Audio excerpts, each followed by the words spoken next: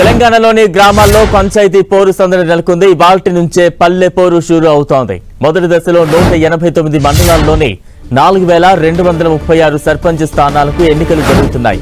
అంతేకాదు 37,440 వార్డులకు ఎన్నికలు జరగనున్నాయి. ఆయా జిల్లాల్లో ఇవాళ కలెక్టర్లు ఎన్నికల నోటిఫికేషన్లు జారీ చేయనున్నారు. దీంతో వెంటనే నామినేషన్ల స్వీకరణ ప్రారంభం కానుంది. ఈ నెల 29 వరకు నామినేషన్లను స్వీకరించనున్నారు. ఈ నెల 30న పరిశీలన చేపడతారు. వీటిపై డిసెంబర్ 1న వినతులు స్వీకరిస్తారు.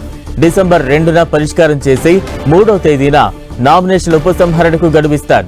అదే రోజు అభ్యర్థుల జాబితాను వెల్లడించనున్నారు. మొదటి దశ సర్పంచ్ వార్డు సభ్యుల ఎన్నికకు డిసెంబర్ 11న పోలింగ్ జరగనుంది. అదే రోజు ఫలితాలు వెల్లడించనున్నారు. ఉప సర్పంచ్ ఎన్నికలను కూడా నిర్వహిస్తారు. రాష్ట్ర ఎన్నికల సంఘం ఆదేశాల మేరకు యంత్రాంగం ఎన్నికల నిర్వహణకు సన్నాహాలు పూర్తి చేసింది. మొదటి దశ ఎన్నికల సన్నద్ధతపై నిన్న అన్ని జిల్లాల కలెక్టర్లు, పోలీస్ కమిషనర్లు, ఎస్పీలు, సీనియర్ అధికారులతో రాష్ట్ర ఎన్నికల కమిషనర్ రాణి కుముదిని వీడియో కాన్ఫరెన్స్ నిర్వహించారు.